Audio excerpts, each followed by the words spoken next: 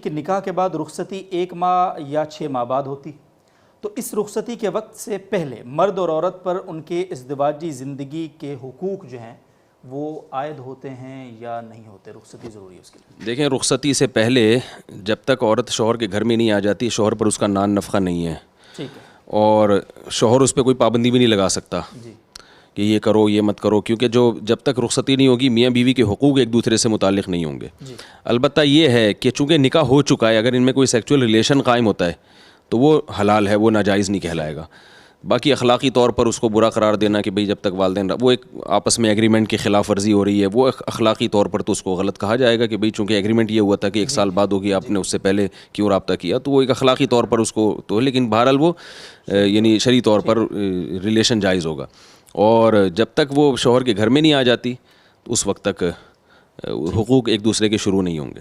بہت شکریہ سر۔ یہ ایک مسئلہ یہاں اسی مسئلے کے ریلیٹڈ یہ ہے کہ آج کل لوگ نا بہت اہتمام سے منگنیاں کرتے ہیں، بڑی بڑی تقاریب ہوتی ہیں اور بہت اہتمام کے ساتھ، تو اس کے بعد ظاہر ہے وہ تو جو شوہر ہوتا ہے متوقع یا بیوی تو وہ ساتھ بیٹھے ہوتے ہیں، وہاں تصویریں اور وہ سارا کچھ ہو رہا ہوتا ہے، تو کیا یہ مشورہ نہیں دینا چاہیے جو لوگ ہیں اس طرح کے جو کام کر رہے ہیں کہ اس تقریب میں ایک نکاح کی فارمیلٹی بھی پوری کر لیں تاکہ کم از کم وہ گناہ گار تو نہ ہو اس طرح سے کھلے عام ایک؟ جی ہاں، منگنی کا تو لفظ عربی زبان میں ملتا ہی نہیں ہے، خطبہ کہتے ہیں نکاح کا پیغام بھیجنا۔ صحابہ کے دور میں منگنیوں کا کوئی تصور نہیں تھا، نکاح کا پیغام بھیجتے تھے، وہ قبول کر لیتے تھے تو نکاح کر دیا، نہیں کیا تو نکاح نہیں کیا۔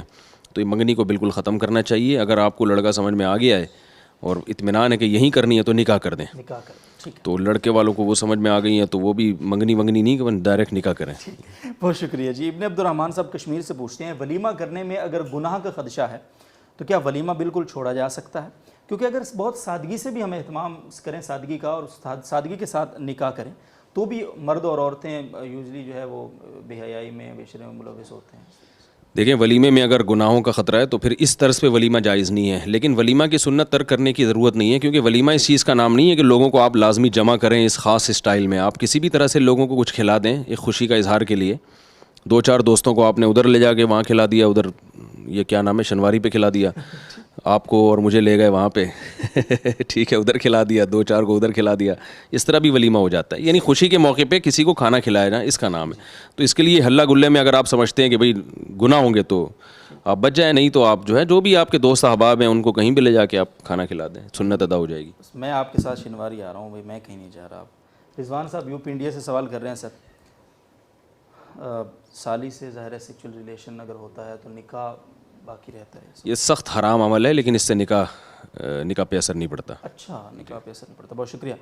حسن خان صاحب راول پنڈی سے، سر پہلی بیوی کی موجودگی میں اس کی بھانجی یا بھتیجی سے نکاح جائز ہے یا نہیں؟ نہیں، پہلی بیوی کی موجودگی میں اس کی بھانجی یا بھتیجی سے نکاح جائز نہیں ہے۔